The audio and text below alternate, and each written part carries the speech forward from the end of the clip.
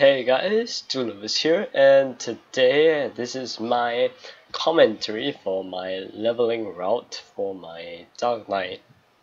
Yay, that came off really awkward. Anyway, so I decided to go with the Maple Island quest, and I'm almost certain it's faster to just skip it, but since it's just literally talking anyway, it's not like you actually waste that much time. Of course, there are multiple ways to do this, and I guess if you really wanted the fastest way, this obviously isn't it. Let's talk about the drakes. So, well, if you saw in my previous montage, you know that I started off at drakes, but instead of this, in this video, I start off at stone golems, which, well, you might say, well, you have such a sick range and low levels, so why not you go and go directly to copper drakes? Well, main reason being is that this class I'm playing, warriors, it only has one line for their main attacking skill, and one line means that you really don't do much consistent damage. The miss rate, I believe, is some 60 something percent at level 10, really becomes a very large factor, and then it just doesn't, you don't train as efficiently. I'd rather actually kill mobs when I swing my weapon. So yeah, it can be faster to do stone golems depending on your class, like I said. So it really depends on what class you're training. If you have a multi-line skill, I believe 2 is enough. You don't really need 3 or 4 lines. I mean, if you have 2 lines, you probably will be able to do drakes with any decent range, really, just as long as you have the correct equipment, buffs, and, well, damage. Mostly damage. You don't want to spend too long hitting that stuff. As for the actual drakes themselves, there's not much to say, really. So some people think that you need real absurd amount of funding to get drakes because they're level 40 and then you're only level 20. You have first job skills. Oh my god, must stack. Better bring 5 onyx apples. But that's really not the issue when you talk about in terms of pre UNI update. They don't really have that much HP, I believe. Onyx Stonegar has slightly better ratios, but the map layout isn't exactly that optimum. Yeah, depending on your class once again. But Drakes is really a pretty good map to train on, and in terms of layout and spawn platforms, it's also pretty large and has a good place for you to park your mules. It's really debatable whether you want to spend your third job on Drake still, especially if you are like me, doing pretty decent amount of damage, one hit killing all the time. In this case, I have Kishin, which increases the mob spawn rate and all that stuff, which I guess, in my opinion at least, it's more effective to do that. That's mostly because with Kishin, the mobs spawn pretty much almost instantly after you kill them, and the mob spawn rate is so high, you pretty much be training at your maximum efficiency all the time. Hopping mobs too much can always be an issue, especially if your hits per second is a bit low. Then that means that you tend to miss more, and missing more, I mean, theoretically, if you had infinite funding, you could go train on whatever mobs you want. As long as you land one line, then that's a lot of damage that you do because you have very high range. But it's not always efficient to do so. So sometimes sticking at the mob that's appropriate to your level isn't always too bad of a thing. But of course, we move on to Robos immediately after that, because Robos is a pretty nice map for solo and for normal training and for mule training, because you have all these nice platforms at the side for you to park your mules, and you got a layered platform very similar to Drake's, and your AoEs hit pretty well this map. One thing to note though is that if you're training a mage class, I believe the normal robos have some sort of elemental resistance, so only your energy bolt will do full damage, the rest of the damage will be halved.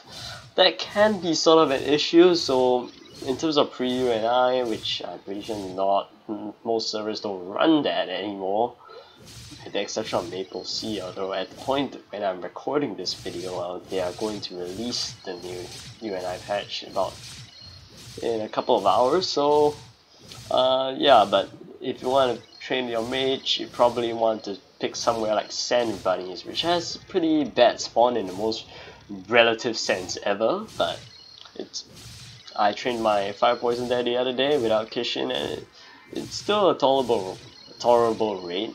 It's just not as fast. So yeah, as you can see here, you really just stay here until like 50 something. You don't really go to easy Zakum anymore because easy Zakum isn't really efficient EXP, especially if you're running an EXP multiplier. That's mostly because the game caps, it doesn't prevent you from leveling twice by making sure that you're 1 EXP short of the next level.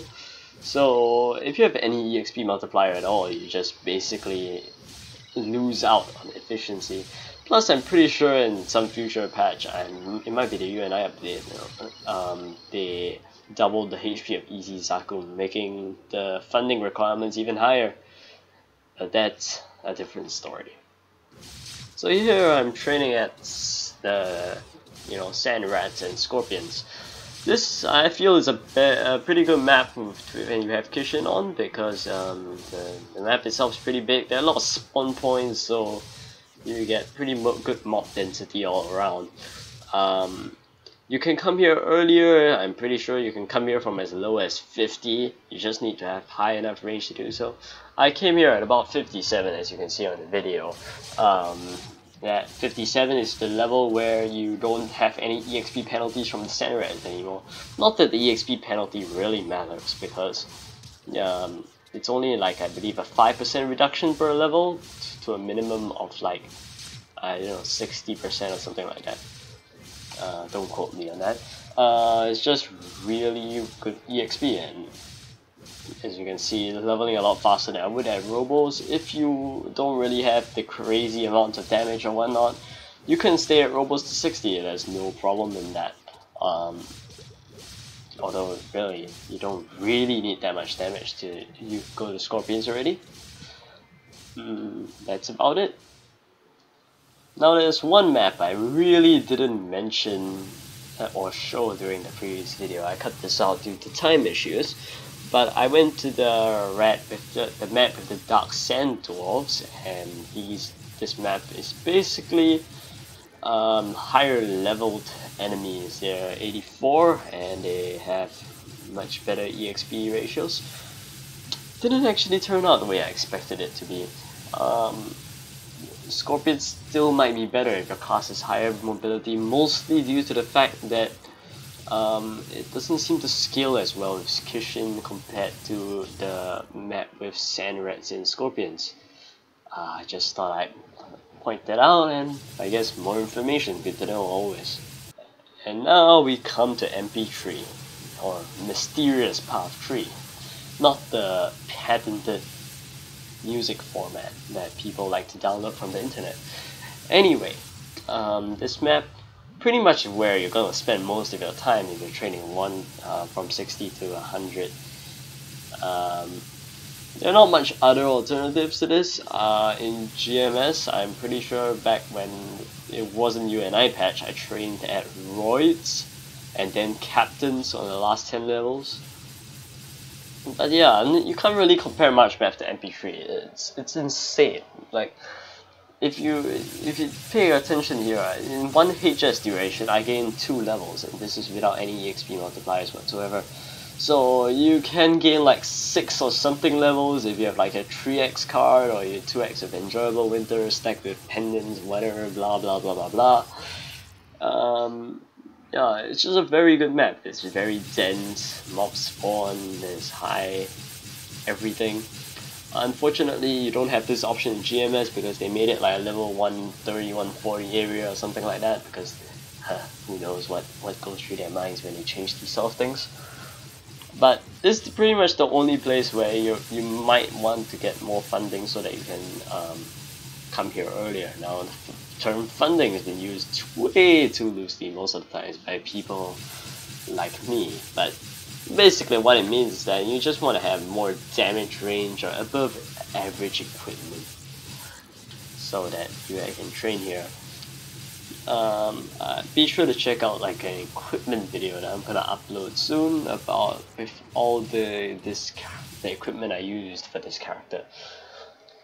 But yeah, because these mobs have about 50k HP each, so you about 40-50k give or take, and they give about 1,000 too. You still have to kill about like 20,000 of them to get to level 100 from level 60.